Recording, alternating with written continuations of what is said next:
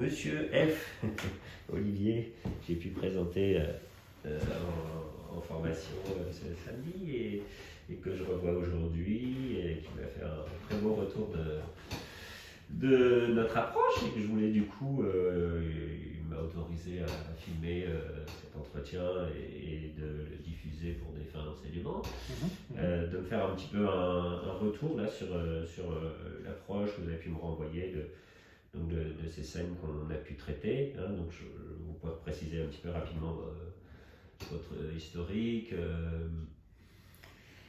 Donc, après des problèmes cardiaques et des chocs électriques pour traiter ces problèmes cardiaques à l'hôpital, j'ai eu des remontées extrêmement négatives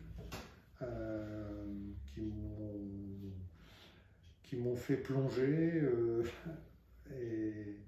Et puis, voilà, en allant voir le médecin, m'a demandé de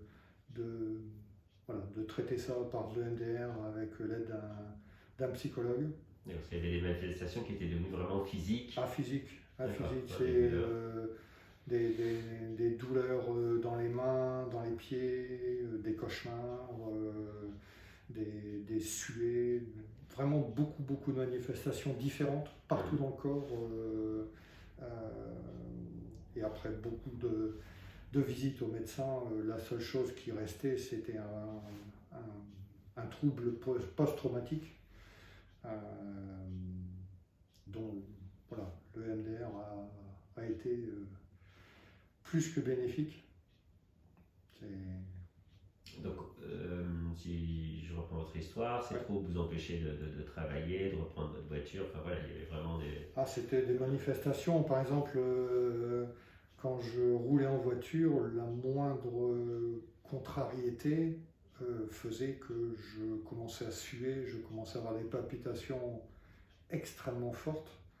Le cardiologue était très inquiet et m'a demandé de traiter. Il connaissait le MDR, je lui en avais parlé, il m'a dit c'est vraiment ce qu'il faut faire parce que ces manifestations physiques vont abîmer le corps et il faut vraiment traiter. Et la seule chose, puisque c'est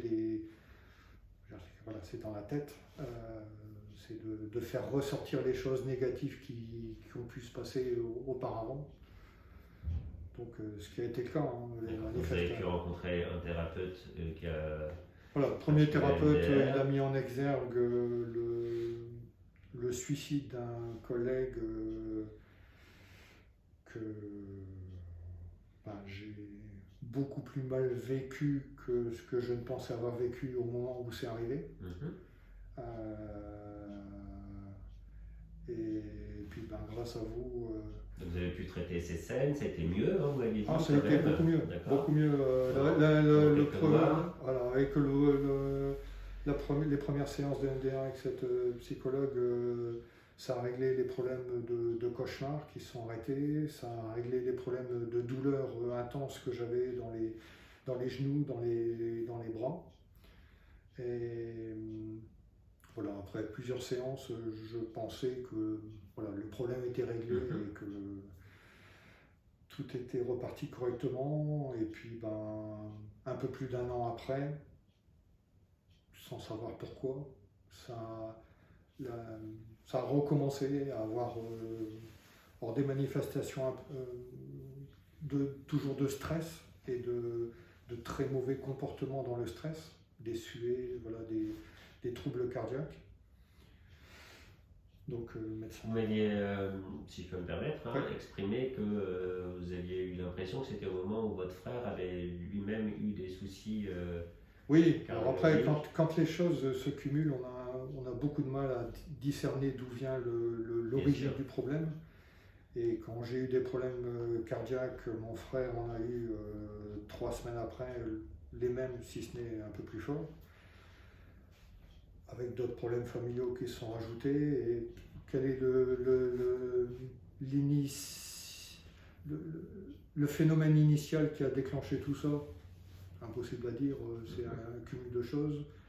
J'ai l'impression que c'est les chocs électriques, parce que dans ma tête, même si j'étais endormi quand il y a eu ces chocs, hein, j'ai une impression de choc.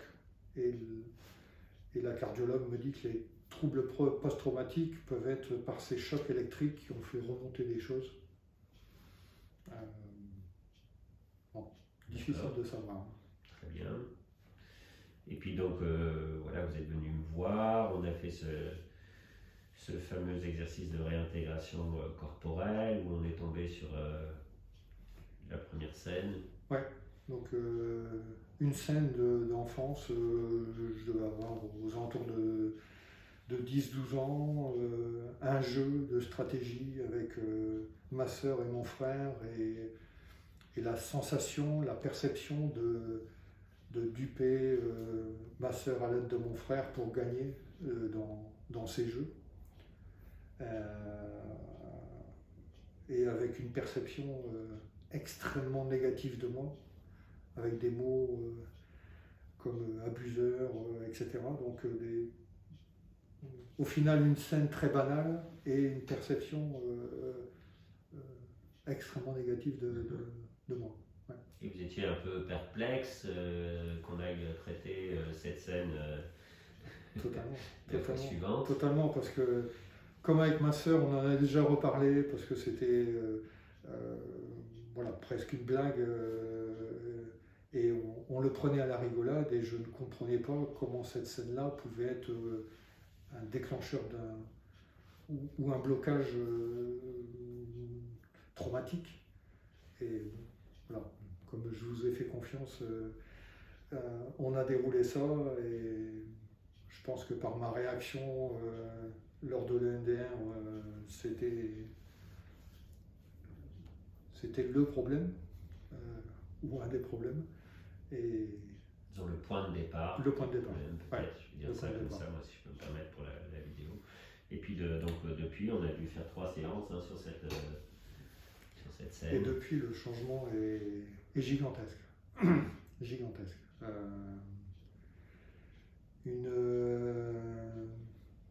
diminution du stress quotidien, alors notamment en voiture, le fait d'avoir une capacité à ce que les éléments extérieurs, les autres conducteurs, le mot qui revient quasiment automatiquement, c'est je m'en fous. Il roule mal, je m'en fous. Au lieu de me stresser et d'avoir le cœur qui palpite énormément, c'est absolument incroyable. Enfin, moi qui suis cartésien, j'ai beaucoup de mal à comprendre, mais voilà, et de voir beaucoup de choses d'une manière positive.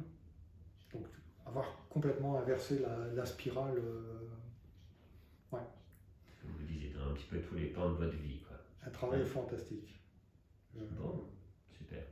Ouais. Et puis vous rappelez que vous avez eu ce petit geste d'ancrage là qui... Ah oui. C'est ce geste-là, je l'ai fait plusieurs fois et ça permet de casser. Si par exemple il y a une image positive, une image négative qui peut arriver quand je m'endors ou autre, ça permet de casser cet engrenage. La respiration aussi, et puis le positionnement des mains dans un qu'on a fait dans les différentes séances, et avec le lieu sécure. Voilà, hein, exactement. Ici, Et ça apporte un calme quasi immédiat, voilà, de pouvoir couper à un moment donné s'il y a quelque chose de négatif qu'on sent arriver. Et c'est ces éléments positifs que j'avais pas eu du premier psychologue, et voilà, je retrouve beaucoup plus avec vous, quand quelque chose ne va pas, de pouvoir avoir une parole, notamment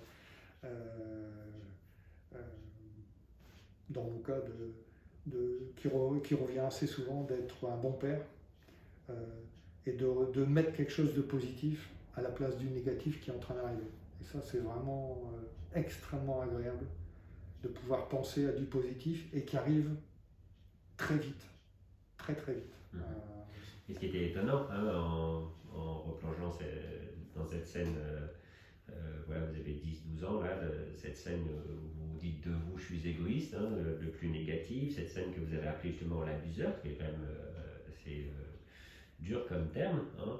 Et ce que vous vouliez vous dire de vous à la place, je suis un bon père, quoi. C'est étonnant ce qu'on traite cette scène de 10-12 ans, et ce qui vous vient d'envie de vous dire, c'est je suis un bon père, et là, vous voyez, ça vous revient, et ça vous parle. Et puis à la fin, il y avait aussi je suis un bon mari, je suis honnête, et tout ça aujourd'hui. Ben oui. Un changement complet, c'est-à-dire au lieu de me voir en négatif, en hyper négatif, ben voilà, depuis les quelques mois qu'on travaille, là, je me vois plutôt dans le positif et voilà, dans l'environnement familial, avec mon épouse ou mes enfants, et c'est quelque chose qui est extrêmement agréable parce que ça prend le pas sur le négatif. Et quand il y a quelque chose qui est négatif, ben je pense voilà, à moi en bien, en positif, et ce qui est super, super. Assez bizarre, assez amusant. Ouais.